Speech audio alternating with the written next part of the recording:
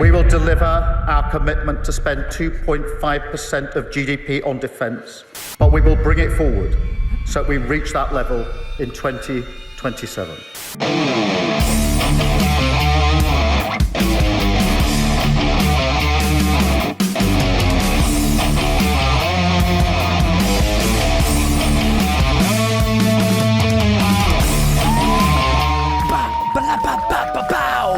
Ladies and gentlemen, and everything in between, welcome to another episode of The Aid Thompson Show, trading as Aid Thompson and Other Disappointments. What's going on? What's the happy haps, people? How's your week going? Are you enjoying yourselves? Are you as G'd up, as jazzed as I am? That it is now light at 5 o'clock. That's something to be thankful for, isn't it? Something to lift your spirits. You know, it's not really on brand for this show, is it? To try to cheer you up. We're more about reflecting the doom and gloom. We're very much doomsters and gloomsters on this show, unashamedly so. But yes, if I might be so bold as to cheer you up for once, it is light at 5 o'clock now. And you've got to take your wins where you can. You've got to take your wins where you can. We might be about to run out of fossil fuels. Civilization, as you know it, might be about to collapse. We are tiptoe dancing on the cliff of a canyon of nuclear war. It's all fun. It's all good stuff. But you've got to take your wins where you can. It is at least light at 5 o'clock now. So it's marginally less depressing in this world, this formerly Great Britain that we inhabit. So how are you guys doing? What's going on? Let me know in the comments how your week has been, what you've made of the news thus far. By the time this goes out, it will, of course, be Wednesday. There's been a few news stories that have developed, which we will try to touch on shortly. I think the latest thing that caught my eye was Keir Starmer he's agreeing to up military spending in the UK from the Treasury. He's agreeing to match 2.5% of GDP, which is, I think, is that like the NATO target? That's what we should be spending anyway, I think. So that's his big announcement today. 2.5% of GDP he's going to allocate to military spending in light of, the Russia, Ukraine, Trump-loving Putin aspects and developments that we're all reeling from. 2.5% of GDP, which he says he's going to pay, because everybody's like, where are you going to get the money from? Only last week we were saying, how market tumult has wiped out Rachel Reeves' cushion fund that she had.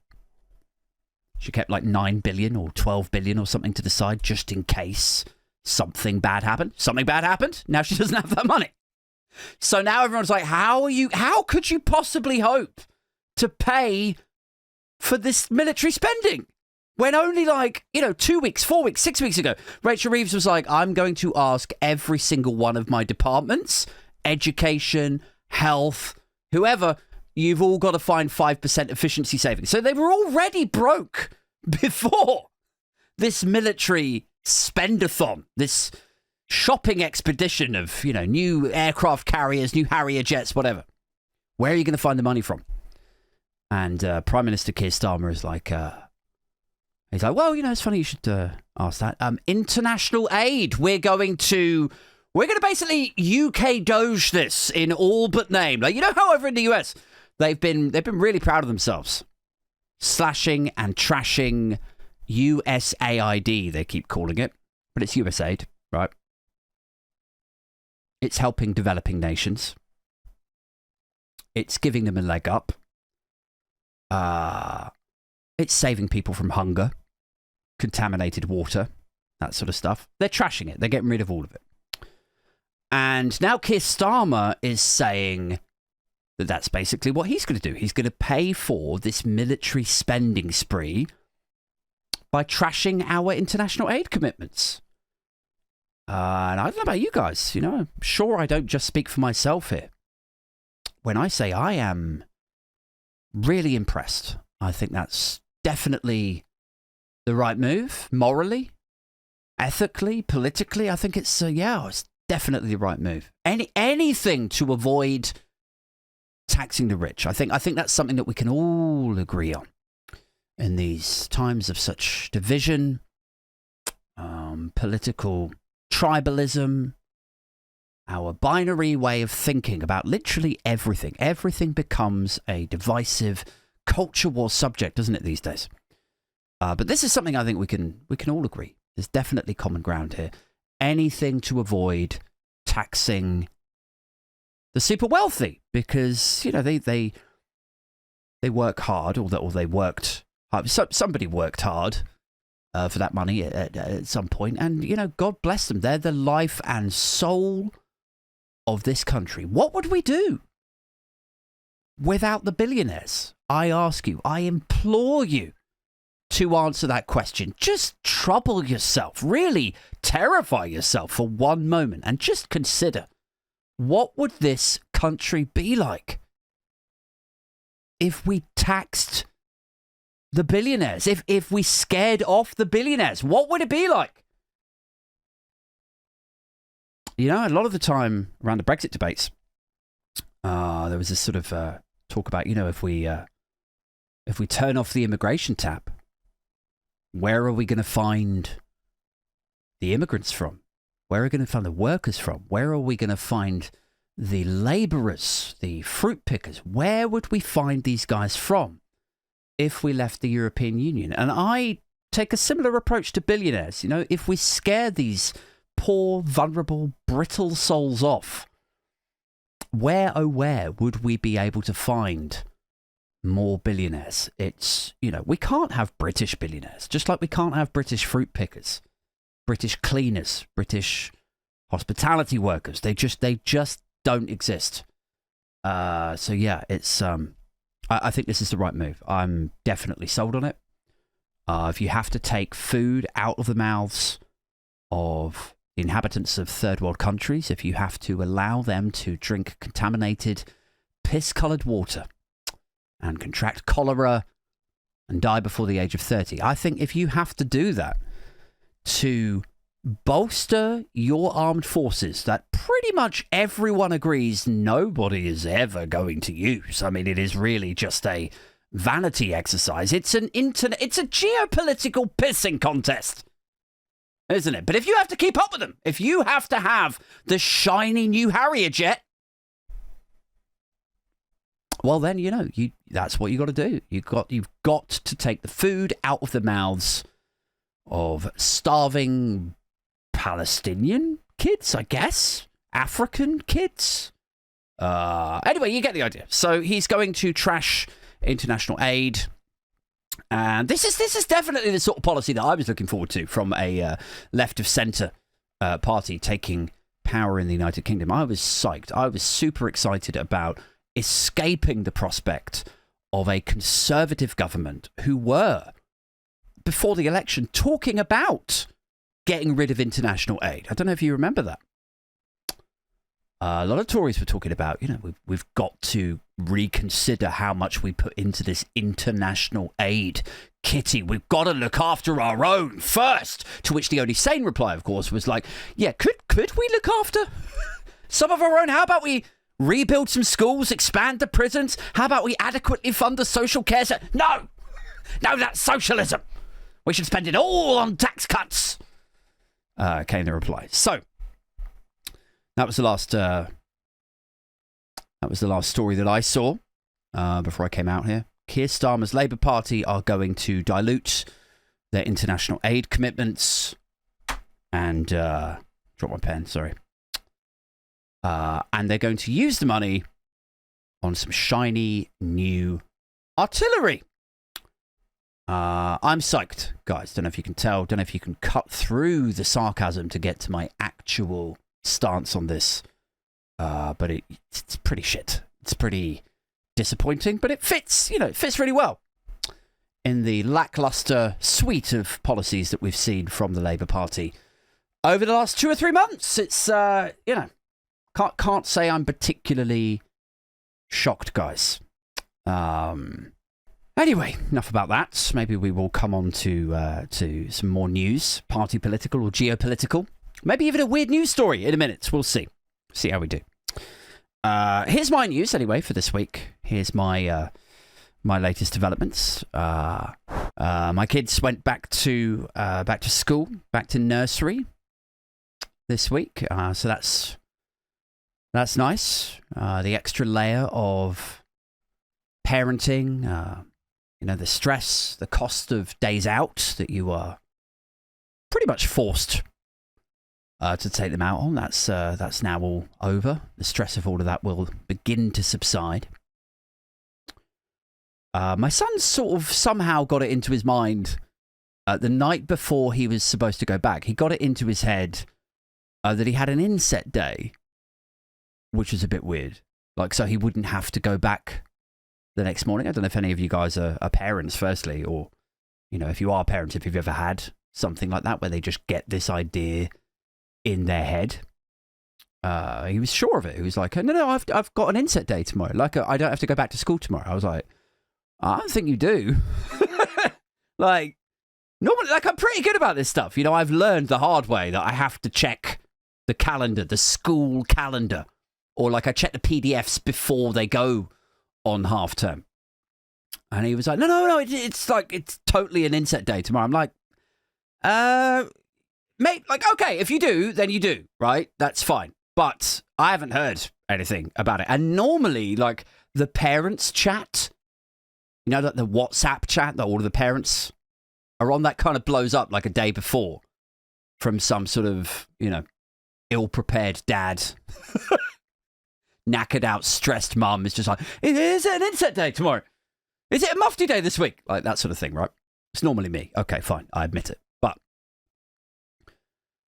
I said, like, normally I check these things, or normally, like, the WhatsApp group blows up, but I haven't seen anything this time. So, but, like, if it is, then it's fine. Like, we'll just go and check. We'll go and check the calendar now. So anyway, he runs upstairs and he goes back to playing on Roblox, which is like his thing, his video games. And it's still in his mind, right? Still in his mind, he's certain doesn't have to go back to school the next day based on absolutely no information.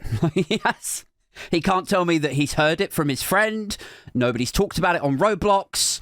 He doesn't remember having seen or been told that it is an inset day. I certainly haven't told him that it's an inset day, but he's absolutely certain. And he's toddled back upstairs to play on his thing, safe in that knowledge. He knows he's got the day off the next day. And so I'm like, all right, I'm just going to check this. There's no point stressing about it in the morning, like running around and then, or like even worse, right, walking him into school on a day off when he's already dressed and I just look like a terrible kind of uninformed father, which I have done. I have literally taken him to school on a day off before. That's me. I did that. So I am, as I say, I'm extra hot on this stuff now. So I go and check on it, go on the school website, and the calendar is there, and I check it, get to the date, I'm like, nope.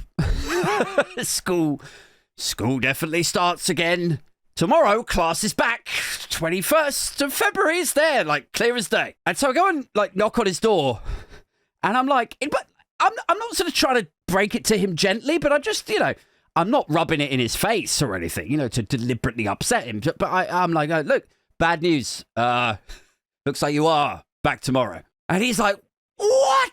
He's like, so instantly upset. Like he went from first to fifth gear immediately, inconsolable, tears just streaming. He was not in a good way. Really, really upset. It's the most upset that I've seen him about literally anything. I could fucking die tomorrow and he wouldn't be as upset as he was the other night finding out that he had to go back to school again. And then I've like, there's some bad parent guilt there for some reason. Like in my gut, there's like, it's like my self-conscious is saying like, oh, come on. Like, why'd you have to go and upset him like that? Meanwhile, like the other half of my brain is like, what? Like, it's not my fault that he has to go back to school tomorrow. Like, I didn't promise him the day off and then take it away from him. It's like I had like a sort of an angel on one shoulder and a devil on the other one. And they're like, you know, like where the angel's like, oh, why'd you have to go and break his heart like that? Meanwhile, like the devil's just like, what? It's not, he hasn't done this to him. You know, he's invented his own fantasy where he gets to have the day off, but it's not real. Like, it's a dream. It's a dream that he had the following day off. And then when reality comes knocking, then it's like, oh, that's really unfair. Like, I'm an arsehole, am I? For just being present in reality. That's right. I'm the arsehole now. Good stuff. I don't know, man. Weird, isn't it? It's I'll tell you what it's like, right? It's like, do you guys ever have an argument with someone and it gets a little bit heated?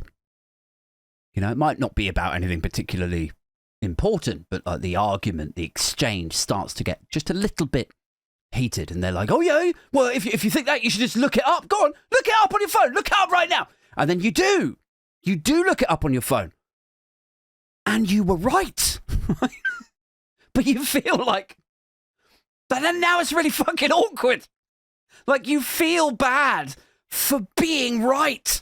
You know, like if it was with your wife, you know, it's getting heated. It's about, you know, somebody coming down to visit. Maybe your mum, her mother-in-law is coming down to visit, and it starts getting a little bit too snappy, a little bit too heated and emotional, and she's just like, you always do this.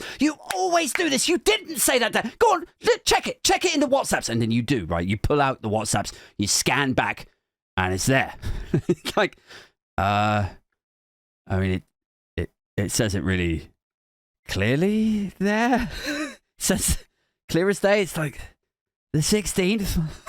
Like, is this right? Like 2 months ago, it says they're coming down on the 16th. It even says underneath it, like, please, can you put it in your diary? Oh God! And like now you're sheepish for where this is gonna go. Like, it's like the emptiest of victories. Like, you're right, but you're like, oh God, I don't know where this is headed.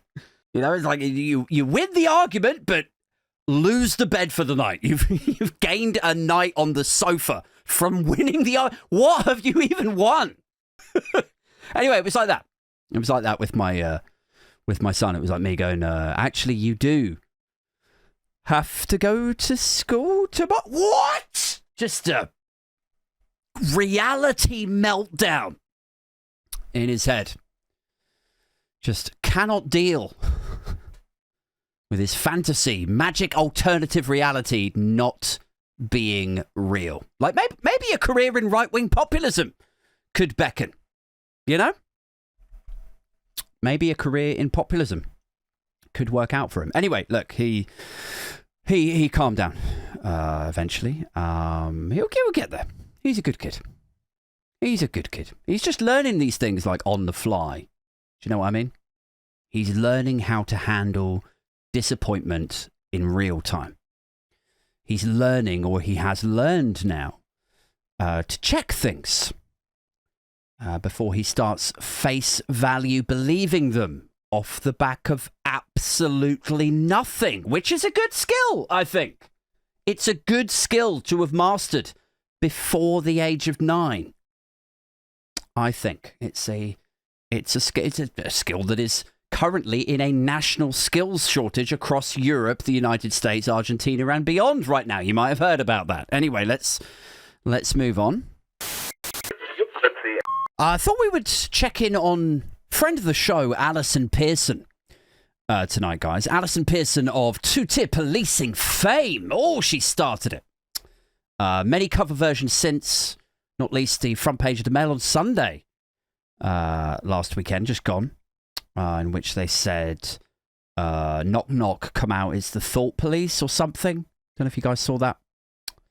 They were insinuating, of course, that the police were harassing this woman because of a Facebook post, because she had criticised the local government. And I don't know if you saw, there was a really good tweet thread retweeted by Emily Mateless, a couple of days ago, where this woman just very calmly dismantles what the Mail on Sunday are suggesting. Just pulls it apart completely. Like this Mail on Sunday front page splash about the thought police harassing this woman for merely criticising the local Labour government because they knocked on her door. This woman just completely pulls it to pieces. Mateless referred to it as de-spinning, right? Because, you know, governments, papers, they try to spin things. What do you do when you dismantle it? You're de-spinning, right? So that's the Mail on Sunday, but it all started with Allison Pearson. Good old Allison. Every time I say her name, I can't help but, like, I want to sing Eleanor Rigby for something like... It doesn't even rhyme, does it? Like, Allison Pearson, ba-da-ba-bam, ba-da-bam, ba-da... Anyway, she's here on the front page of the Telegraph's opinion section. I'm dead excited about this. I think this is going to go really well for her. She's leading the opinion section. It says, why I've decided to take legal action against the police. Yeah. She's going to take legal action against the police. Now, super quickly, because we've talked about her quite a few times now on the podcast and the paper reviews. Here's the context, right? She allegedly, reportedly, quote tweeted a tweet from another account which she appeared to, I'm treading very carefully here legally, she appeared to take at face value. So, you know, say what you like about her. You know, has she mastered the same skill set that my son will have definitely mastered by the age of 9 about not taking things at face value? I don't know. But it was alleged that an account that bore her name had quote tweeted, it was from some other random account, and it was a picture of two gentlemen of South Asian origin, and they were stood next to two policemen, and it looked like these two gentlemen had just been on a protest of some description, and Pearson appeared to, if indeed it was Pearson, she was alleged to have said, look at these two policemen or whatever, smiling with the Jew haters. So there was an assumption there that these two men were protesting something to do with, you know, Palestinians in Gaza, and that they were anti-Semites because of, you know, Jew haters. There was an assumption that it was in London, and all of this was inaccurate. People complained. They said, you know, you shouldn't call people Jew haters. So there was this like race hate incitement thing. The thing didn't take place in London. It was actually up in Manchester. They weren't the Met Police. It was the Greater Manchester Police, etc., etc. Now, she was then visited by the police in response to a complaint, and they were investigating her for inciting racial hatred. She said in her Telegraph piece that this was two-tier policing. And it was to do with the police investigating or exploring non-crime hate incidents. The police, in response, said, I don't know why you're telling people about non-crime hate incident. Like, we told you very clearly at the door, you're being investigated for inciting racial hatred. It's like a different thing. It's not a non-crime hate anything. It's actually a crime. So, yeah. But didn't take too long before the pressure from people like Boris Johnson and the rest of the staff at the Telegraph and the Mail applied so much pressure that I believe it was the Essex Police, might have been Kent Police, relented, and they just shut the thing down. So, but since then, now she's back, guys. You know, she's had a little breather. Now she's back. And she's got this piece, why I've decided to take legal action against the police. Since I was confronted over a tweet, that's what happened. Confronted over a tweet. Some might say that, you know, if your editor had confronted you over the things that you were writing, the police would never have had... The police are basically stepping in where the editorial staff at the Telegraph have failed. Since I was confronted over a tweet... Thousands more non-crime hate incidents have been recorded. Someone has to fight this nonsense, she says. So, yeah, she's decided to take legal action against the police. I mean, it never ceases to amaze me how it is the same exact people who never stop banging on about like snowflakism and you can't say anything anymore. You know, if I say anything, like somebody gets offended, you can't say anything anymore. It's those same people who fucking anger wank until they're left with empty balls as they exit the editorial room of the Telegraph if somebody so much as hums from the river to the sea. Like, if you say something legal that they don't like, they want you thrown in the gulags. If they say something inaccurate, illegal, littered with disinformation, no matter who it hurts, they're like, oh, God, come on, man, I thought this country had freedom of speech. I guess I was wrong. I guess that was misinformation, huh? I mean, I was, like, while we're on this subject, I was thinking about this yesterday and how, like, clear it is now to see and understand where we are at, like, right now in terms of, like, journopolitics. Like, if you spool back to the 80s, to the 90s, like, pre-internet, pre-social media, right? And you think about how information used to be broadcast and distributed to the general public, right? If you had politicians, donors, lobbyists, and so on, and they wanted to get their information out there to you, whether it was, you know, British American Tobacco or BP or processed meat or, you know, whatever the product, whatever the industry and lobby group, they would have to go through like radio and TV, right? And magazine, like print, all that. But all of those industries are regulated.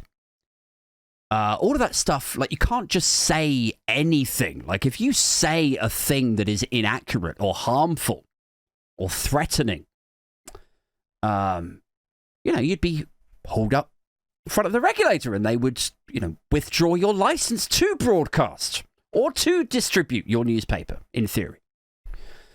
But since we've got into this new world, right, we are obviously through the looking glass with a lot of that stuff. And not to put too fine a point on it, right? And maybe, you know, look, you guys can mock me all you like for saying and thinking this, but I always look at it like the left generally want to improve life and society for everyone, right? Generally. I know there's a few bad apples. I know, like, everybody can pluck out a few names where they've made mistakes, they've fucked up. But generally, broadly speaking, leftism is about improving public services. It's about looking after the vulnerable. You get the idea, right? So, lefties tend to want to improve life and society for everyone. Right-wingers are more about the self, aren't they? This is not like revelatory stuff. Leftism improves society, public services, look after the vulnerable. Right-wingers, I'm all about me. I'm all about self-responsibility. I will look after my family. I don't want to pay taxes. You look after yours. These are the core components of leftism and right-wing politics. So, if you accept that, right? If you accept that lefties tend to want to make society better for everyone and right-wingers just care about themselves, then it would be quite a natural leap maybe from that, but not too much of a leap, to assume that lefties will tell you what they actually plan to do, what they want to do, whereas right-wingers, to appeal to people who exist and inhabit in society, right-wingers would have to lie, right? You still with me? Okay, so if the left tell you what they want to fix and the right have to lie about it, that is a dynamic that used to be managed by the legacy media. Because if you said something on radio, if you said something on TV that wasn't true, that was demonstrably untrue, that was damaging, that was misleading, it would be reined in. It would be regulated by your magazine, newspaper, radio, like whoever the regulator is, right? That used to work. That's why nobody was crazy yet in the 1980s, the 1990s. But then along came social media, which is infamously unregulated, still to this day. It's just a fucking wild west of misinformation, disinformation. And so, like, what is the point that I'm trying to get to here? Is that when you allow right-wing narratives to just flood the zone, untempered, unchallenged, unregulated, and it is just this sea, this tsunami, these tidal waves of bullshit just flooding the zone. It's kind of easy to see, like, why people are led astray, why they are convinced so easily that, you know, for want of a better example, £350 million a week would go to the NHS, or two-tier policing is a real thing, or the debanking stuff, or that people are getting jailed for just saying a thing on Facebook. And the problem now that we have is that we're kind of in too deep now, aren't we? Like, can you imagine the furor that would explode across the newspapers, across the world? Like, Elon Musk would shit himself inside out if Keir Starmer did this, right? Can you imagine the furor if Keir Starmer just stood up and said, we tried to leave this unregulated, but unfortunately it has become glaringly obvious that when you leave social media apps just wide open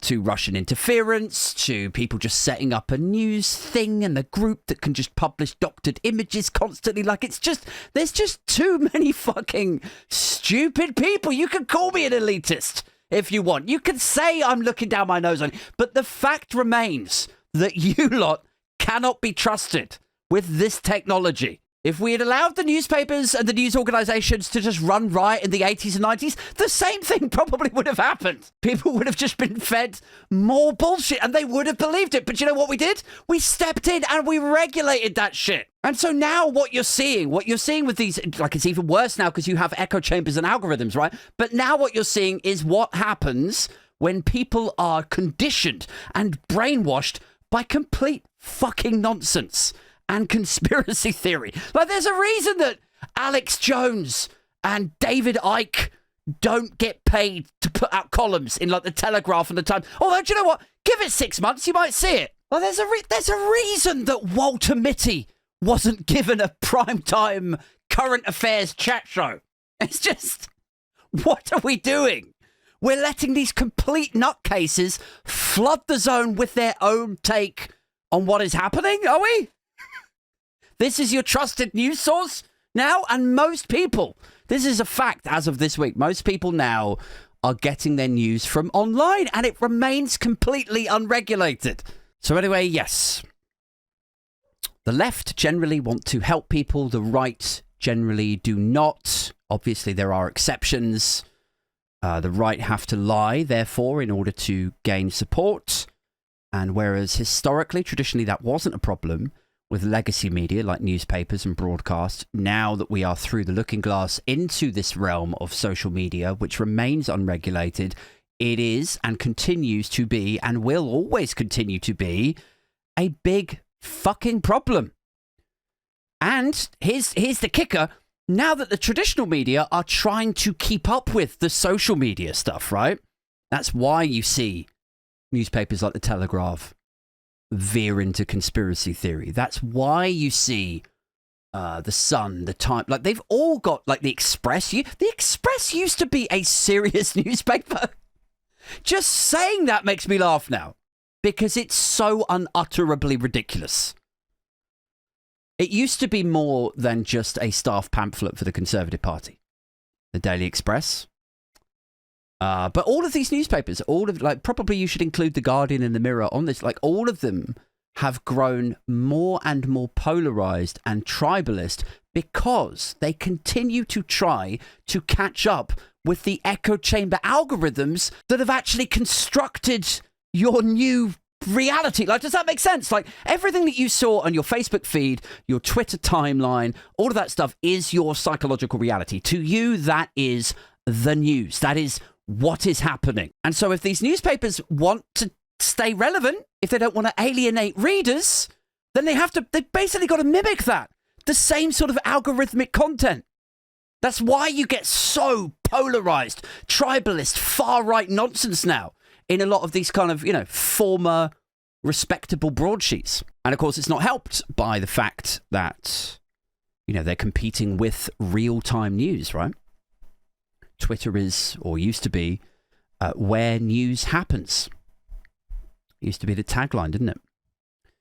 Where news happens. If there was like a hurricane or a celebrity death or whatever, like you would go onto Twitter first to see what people were saying about it, to get the latest juicy, macabre details of whatever that celebrity death might be. Or maybe that was just me. I don't know. Am I revealing too much about myself here? I always assumed everybody did that. If a celebrity dies, you jump online to see what people are saying, right? But, the newspapers, just to, drag this kicking and screaming back to my point, the newspapers have to compete with that. And they can't compete with real-time information.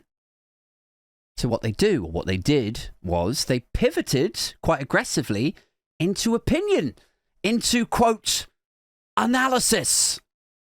And so that's why you've got these absolute fucking nut job, fruitcake opinionistas like Isabel Oakeshott, Darren Grimes, Allison Pearson. And so, yeah, obviously the answer to all of this would be to regulate the social media space. But can you imagine the furor?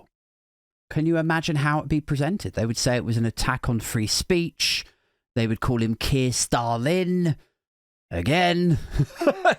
They would say it was like Marxist state overreach or whatever. And yeah, it's inarguable that if you did regulate the social media space, we would all get saner. If you actually said, yeah, you can't print bullshit anymore. Like, how wild is it that bullshit is just an accepted currency now of online information? It's even worse, maybe, than... did you guys read that news story? Just going back about maybe a year ago, it must have been, where they were trying to criminalise lying in Parliament, right? Lying in Parliament, they wanted to make it a criminal offence. And who was the Labour? It was a Labour MP that knocked it down. They were like, no, we think we've got adequate protections. We think Parliament is sovereign. Parliament's got adequate protections to guard against lying in Parliament, guys. It's like we've literally just had the biggest liar in history as our Prime Minister. He had a career of lying behind him, and you just kept promoting him until he became Tory fucking leader and Prime Minister. And only after he lied in Parliament about 5 or 6 fucking times and broke a cacophony of laws, only then was he booted out. Oh, we think we've got adequate procedure. No, you don't. You do not. Well, like, what would the harm be in turning it into a criminal offence? Like, why would you feel like you shouldn't criminalise that? To whose benefit would it be to just continue to allow MPs in the mother of all parliaments to just lie freely? And I already know, people listening to this, if you're like a centrist or a centre-right, you probably think, yeah, but it's a bit over the top, Aid, isn't it? It's a bit over the top. You really want to throw people in prison for lying in politics? Do you? It should be a criminal offence. I'm like, what's the harm? All you have to do is just not lie. It's so wild that it is arguably the most important job in Britain today to represent the people and govern in our interests. It's the most important job, particularly at a time where politics is so volatile and we desperately need to rebuild trust, right? If not the most, one of the most important jobs in the modern United Kingdom. And yet it is the only job, isn't it? You pick any other job. Would it be okay to lie as a part of that job? Would it be, what would happen if you lied? If your boss or your boss's boss found out that you lied in the process of performing your duties in that job, what would happen to you? You'd be fired, wouldn't you? It would be like gross misconduct. At best, if your boss was in a good mood, if he had just finished banging his secretary, he might let you off with a final written warning. But it would be like gross misconduct or some shit. You would get fired for that. In almost every other job, no matter how unimportant the job is. And yet, in the most important job in the United Kingdom, it's just like, it's a bit over the top, though, Aid. You know, what's the point in criminalising lying? Why do you need to criminalise lying when definitely everyone over the age of 9 should have learned not to just believe everything and face value, Aid? I'm sure everyone over the age of 9 has mastered that skill set throughout not just the UK, but also all of Europe and Argentina and the United States as well. Why do you need to criminalise lying? Aid, why are you trying to ruin it for us? I mean, it is, like, I'm not exaggerating, am I? Like, it's the only job that it's okay to lie in, that it's seen as okay, that everyone understands that these people lie. It's the only, well, maybe strippers. I think strippers lie, I think, quite a lot. Do you want a lap dance, cutie? Oh, I think you're so gorgeous. Do you want a dirty 30, do ya? You go over to your friend, you go, I think she likes me. No, God, not again. No, she doesn't. You do this every time, Dave. But that's it. It's just those two people, just politicians and strippers. That's it. I need to go inside actually in a minute, but just quickly, I've been talking to my missus about Love Island recently. It's not very political, I know. But we've been watching a lot of Love Island All-Stars together. And this is where they bring back like contestants who were on previous series of Love Island, so you already kind of know who they are. And they stay in the villa for, 6 weeks or whatever it is. And they get paired up. It's a standard Love Island. It's just, previously successful or, reasonably well-known contestants on it. And they're all very beautiful, and they're all, between the ages of, I guess, about 20 and 29. Standard Love Island sort of stuff. And it's interesting to watch it sometimes, sociologically, psychologically, see how the dynamics develop and mature and the little idioms that they come out with and develop. Like, it's linguistically, it's quite interesting to see how they start talking to each other, I think. I'm probably think of it like too deeply, aren't I? But this is how I think of things. It's the only way I can make it entertaining for myself. But we were watching it the other night and we were, sat on the sofa and I was like, is there a Love Island for like 40-year-olds? Or like over 40s? Is there because there's so many spin-offs to it now. It's so unbelievably popular, this show. Internationally. Like, people in America know who the contestants are in the UK version of Love Island. Like, it's an export. Like, it's really... People watch it out there. It's wild. They talk about, like, Ekin Su is like one of the women on it. They talk about her on, like, The Tonight Show and stuff. It's kind of strange. Imagine if you were, like, a British pop star, desperately trying to crack America, and you wrote, like, your favourite, like, the best ever pop song, best ever love song, and you tour around, and you're certain it's going to break the Billboard Hot 100. Oh, man, this is my time. I'm going to be the first Brit to get, like, a #1 out there since Ed Sheeran or some shit. And you fail, just sinks without a trace. And Ekin Su becomes a fucking British star in America. You'd be pissed off, wouldn't you? You'd be like, what has she done? She just wore a bikini for 6 weeks. Anyway, not that bitter. So we've been watching this thing, and, it's a load of contestants, and they're all in their 20s and very beautiful. And I was like, is there an over 40s version of this? And my girlfriend's like, no, man. And I was like, because I would be interested to see, like, the differences. Because in the 20-somethings version of it, they fall out with each other quite a lot. Drama blows up the way that it does, I guess, when you're younger. But it's interesting to observe it as a 40... what am I now? 44. It's interesting to observe it because there's things that they get upset about that I'm like, oh, my God, like, is it really worth falling out about? Like, these fucking idiots, what are they doing? And it is like, it's meaningless stuff where I'm like, I wouldn't care about. Like, the other night they were having this they were having a round, right, where they ask each couple about the other couples. And the game that they were doing was, like I said, like they get questions and they ask the one couple, they say, who do you think is the fakest couple in here, right?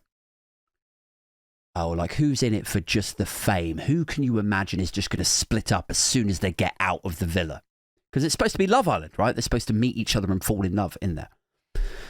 And this one couple name another couple, and they're, oh my God, the fucking argument that explodes out of this. It's like, you're disrespecting me. You're not listening to me. Like, just fucking drama.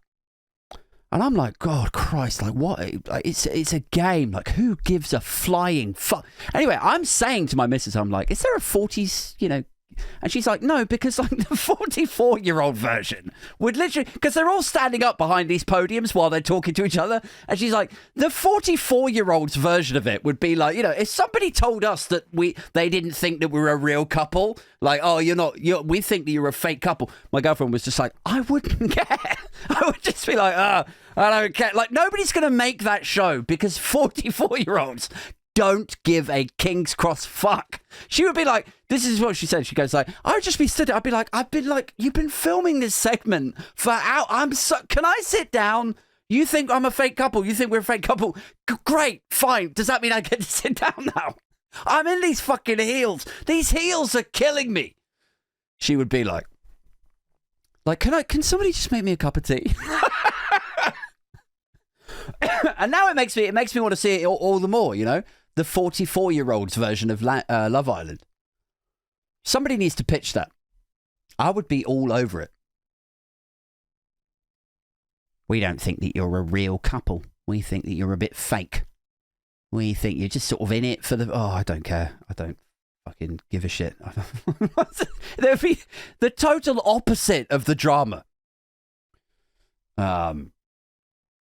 Anyway, that was a fun thing Mrs. came out with. I've got to go, man. I better get back inside, look after my kids, send my son off to sleep. So, thank you so much again for tuning in for these podcasts. I'll be back tomorrow, of course, with another alternative paper review and back on Friday night for the Friday Night Live show. Until then, keep it booge.